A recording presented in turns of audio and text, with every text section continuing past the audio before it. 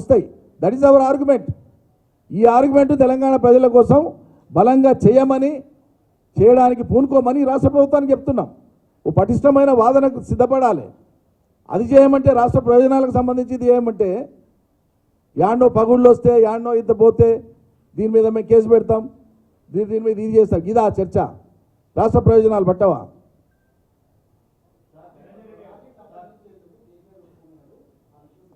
చెప్పాను కదండి ఇప్పుడే. ఏమండి?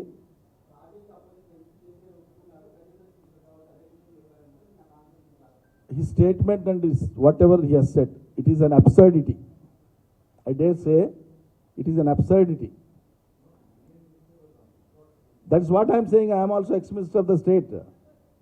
I am equally responsible for the people. It doesn't mean that the union minister, whatever he says, that is binding on us. He has bluffed. He has spoken off the record. It's not as per the record. Vinandi నేను చెప్పేది. You have raised on what is on record? His statement is on record. His statement is not born out of the records. A minister who speaks, అది రికార్డుల మేరకు ఉండాలి. ఆయన అన్నదేంటి? మీరు చెప్పే ప్రకారంగా, మీ ప్రశ్న ప్రకారంగా గతంలో కేసీఆర్ ప్రభుత్వమే అంగీకరించింది దీనికని కదా మీరు అంటున్నారు. ఆయన అన్నాడని శుద్ధాబద్ధమని నేను అంటున్నా. ఒకవేళ అదే నిజమైతే మరి ఆనాడు ఆ ప్రభుత్వం ఒప్పుకుంటే మొన్న 17 జనవరి నాడు కేంద్ర ప్రభుత్వం ఎందుకు మీటింగ్ పెట్టింది? Simple logic. 17 జనవరి నాడు మీటింగ్ పెట్టింది. This meeting is in continuation of the earlier meetings that the government of India has already held. ఈ మీటింగ్లో 17-1 మీటింగ్లోనే వాళ్ళు చెప్పినా నేను ఇంతకుముందు చదివి వినిపించిన మీడియా సమావేశంలో, ఇంతకుముందు ఏది 17 తర్వాత జరిగిన మీడియా మిత్రుల సమావేశంలో నేను చదివి వినిపించిన. Both the states at the engineering chief level and KRMB will discuss and finalize the protocols of handing over the Nagarjuna Sagar Dam and Srisailam Dam and all 5 prioritized components. ఇది చెప్పి next దాంట్లో both the states will hand over 15 prioritized components outlets of Nagarjuna Sagar project and Srisailam project to KRMB within 1 month time. ఇది 17 నాడు ఇది రెండు రాష్ట్రాల వాళ్ళు ఆమోదించారు అని చెప్పి 17 నాడు minutes of government of India. Let the union minister show where in KCR government has agreed. Let him show such record. తర్వాత ఇది మొన్న 1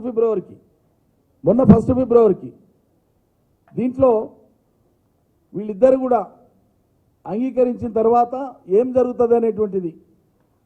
When all the outlets are handed out to the KRMB, these will be under the control of KRMB and will be manned by the staff from both the states in equal proportions. The staff will report to KRMB, though their salary and other benefits will be paid by the respective state governments. అయిపోయింది ఇది.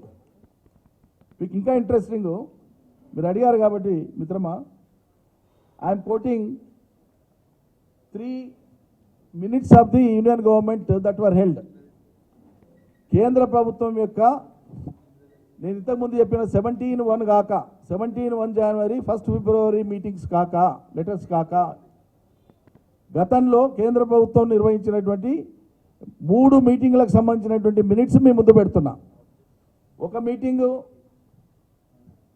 2020, this is 2020లో జరిగింది. 22 October 2020 ఈ minutes ఉన్నాయి. ఈ మినిట్స్లో తెలంగాణ అంగీకరించినట్లు ఎక్కడా లేదు. ఉంటే అంగీకరించిందని రాయాలి కదా. తర్వాత 2022 మీటింగ్. ఈ 2022 మీటింగ్లో minutes of government of India Jalshakti వాళ్ళది. దీంట్లో ఎంత క్లియర్గా చెప్తారంటే